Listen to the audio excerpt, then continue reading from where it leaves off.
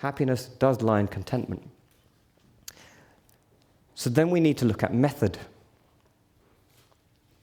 And this is where a profound text like the Bhagavad Gita pops into history. Because what it does, up until then, you have the Upanishads, you have the Bouddha texts, okay, the Buddhist, the Jaina texts.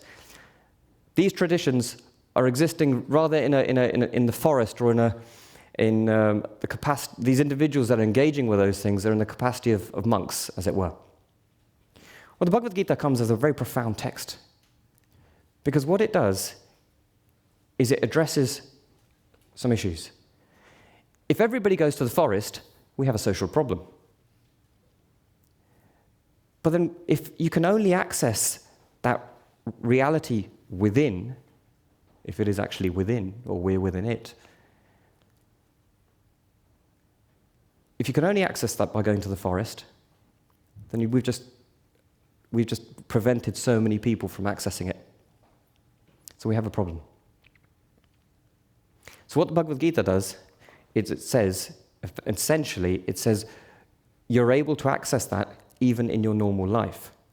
But see, where the Bhagavad Gita is a profound text is that it's a text on yoga. It's a manual of yoga. And what does yoga mean? We often hear the word union. I prefer the other meaning, to yoke. And the illustration that is, the way the word yoke is usually used is in the context of, say, controlling horses.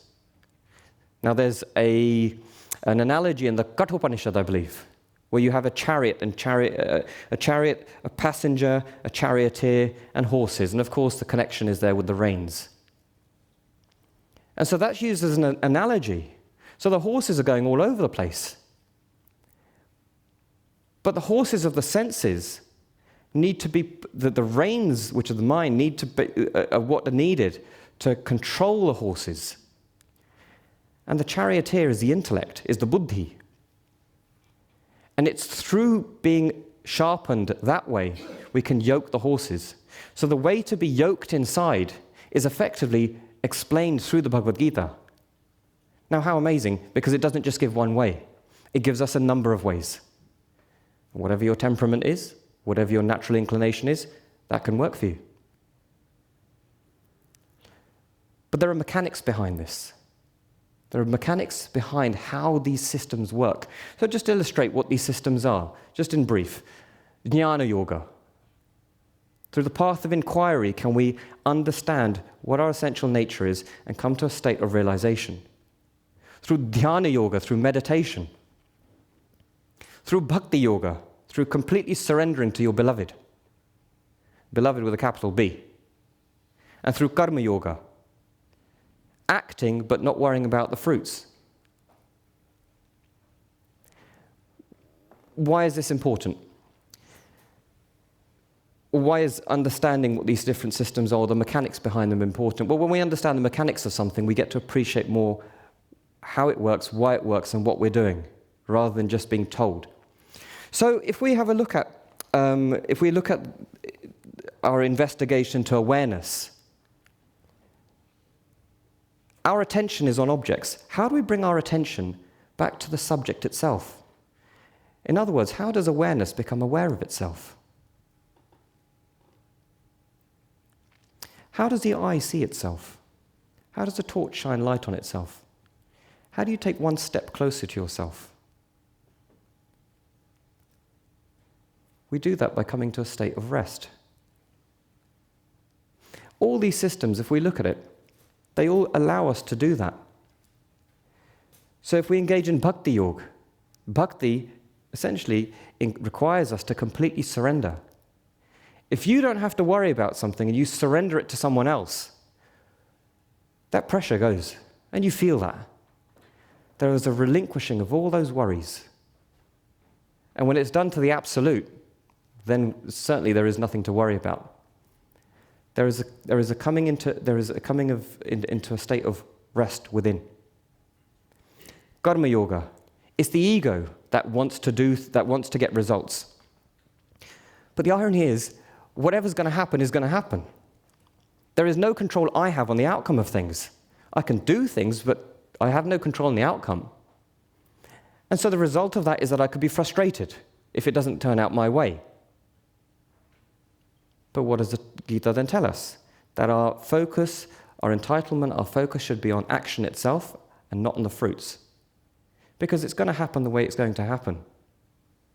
And there is a great feeling of freedom from that. You do the best you can. There's no point worrying afterwards about the result of it. Meditation, the more one goes deep within, there is more of a relinquishing of the sense of the ego. So there itself, one is directly going to a state of stillness within and a state of rest. Because we're going away from the activity of the mind. And essentially all these things what they allow us to do is to be in the present. Because the present is where there is peace. The future and the past don't actually exist. They simply exist as thoughts in the mind. And we're ruled by the mind and its content.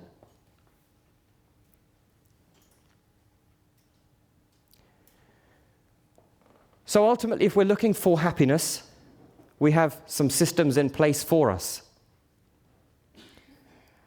And the Gita allows us to understand and to explore those very areas. We as a civilization really need to look back at what we've got, because the irony is that the West is now taking on the gems that we have. And yet we're shunning away from them.